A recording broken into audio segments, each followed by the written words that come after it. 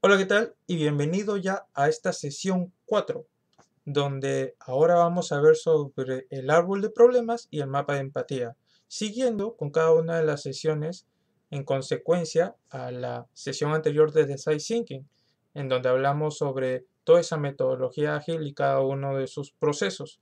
Espero también de que hayas podido completar tu lienzo de la sesión 3, habiendo ya hecho un principio de ideas sobre lo que puede ir poniendo en cada una de las partes del proceso del design thinking. Entonces, ahora vamos a ver esta sesión 4 sobre el árbol de problemas y el mapa de pantalla. Para eso, primero centrémonos en saber cómo encontrar ese problema, porque es lo que queremos justamente con el árbol de problemas. Saber específicamente cuál es el problema que queremos resolver, cómo se genera esto, en qué contexto, bajo qué situaciones se da este problema. Detallar lo más posible el problema para que así podamos saber adecuadamente cómo resolverlo con nuestra solución tecnológica. Entonces, ¿cómo se hay este problema? Pues básicamente se indica de que se puede encontrar con mayor detalle y estructurarlo de la manera mucho más específica si se logra saber las causas y los efectos. Causas y efectos justamente el problema. ¿Qué es lo que ha causado justamente ya sea el problema o lo que finalmente genera o causa ese problema?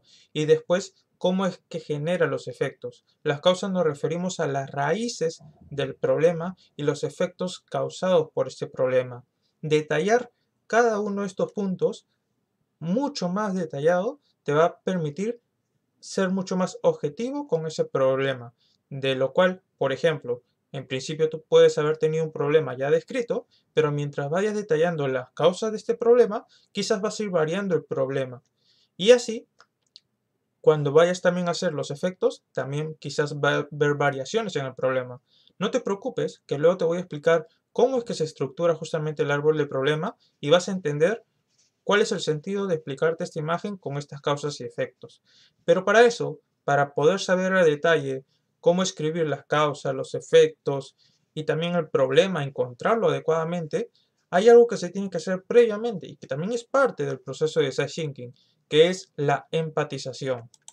La empatización es básicamente, pues, conversar con ese usuario, ese público al cual tú te vas a dirigir para saber que te explique todo su contexto, más allá del problema. Recuerda que hablamos que para encontrar un problema se tenía que preguntar la técnica de los tres por qué, pues es ir un poquito más allá, es hacerle muchas más preguntas a ese público, de manera que respecto a todo lo que te cuente, no solamente decirte directamente los problemas, sino contarte mucho más de su historia, contarte mucho más de sus vivencias, contarte mucho más de sus días a días, tú vas a poder empatizar adecuadamente y obviamente siempre anotar, y esto es muy importante, que anotes todas las conversaciones que vas teniendo con ellos. Ahora, para empatizar, obviamente, retomando lo que acabo de decir, tienes que saber hacia quién te vas a dirigir, hacia qué público, cuál es finalmente el público que tú ayudarás, cuál es el tipo de persona que vas a apoyar, ya sea, por ejemplo, en el sector de la salud, ya sea una persona en el sector de la ingeniería, una persona en el sector de la agricultura, o más allá de una persona también puede ser una industria. Pero la idea es que tú ubiques el sector, porque ya ubicando el sector, también puedes articular adecuadamente las preguntas. Y no es que sea una pregunta directamente, porque hacer una entrevista directa, y recuerda que estas entrevistas o este proceso de empatización lo puedes complementar con estadísticas buscándolo por internet. Pero en esta entrevista no necesariamente tú vas a charlar con una persona haciéndole pregunta, pregunta, pregunta, pregunta, porque eso hostigaría a la otra persona y ya no entrarías en un proceso de empatización, sino que predominaría el hecho de las respuestas que tú quieres recibir frente a esas preguntas. Lo que tienes que hacer con esa persona es conversar y entre esa conversación sacar puntos de interés importantes en este proceso de empatización para que tú puedas saber exactamente cuáles son esos problemas. Y para eso hay una técnica, pero nuevamente, tienes que saber muy bien el público para saber poco a poco, con la experiencia que vas obteniendo, cómo articular estas preguntas. ¿Y cuál es esta técnica o este lienzo? Pues es básicamente el mapa de empatía, que ya en la sesión pasada te habíamos hablado que íbamos a saber un poco más sobre esta técnica. Si no lo ves muy bien ahorita en el video, no te preocupes. Nosotros te vamos a estar compartiendo esto en la plataforma, de manera que tú puedas descargarlo e ir llenando cada una de las preguntas que indica ahí. Como por ejemplo, ¿qué piensa este usuario o este sector o este público que te has elegido para resolver sus problemas? ¿Qué piensa? ¿Qué siente? Recuerda, no es solamente saber directamente cuál es su problema o qué es lo que desean ese público que nosotros resolvamos.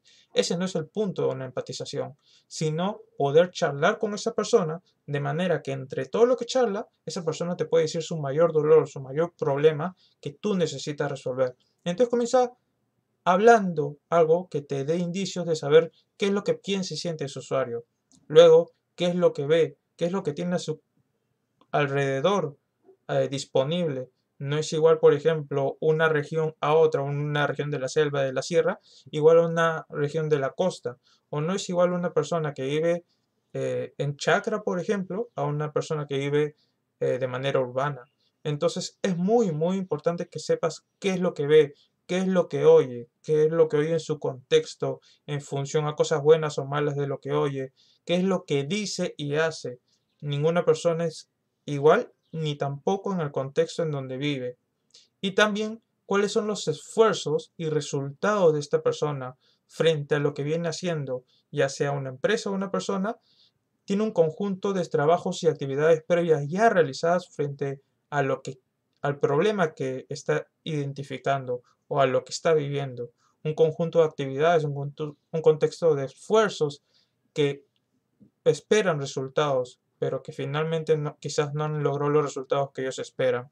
Una vez que tú ya hayas conversado lo suficiente como para saber cada uno de estos puntos, nuevamente lo que hemos hablado antes de este mapa de empatía, es muy importante que siempre vayas anotando. Una vez que ya tengas tu librito con todas esas anotaciones de todo lo conversado, te recomiendo que agarres este lienzo y que con un post-it o con una hojita o con cualquier cosa que se te disponga, vayas anotando los puntos más importantes de lo que piensa y siente, lo que ve, lo que dice, hace, lo que oye, sus esfuerzos y resultados.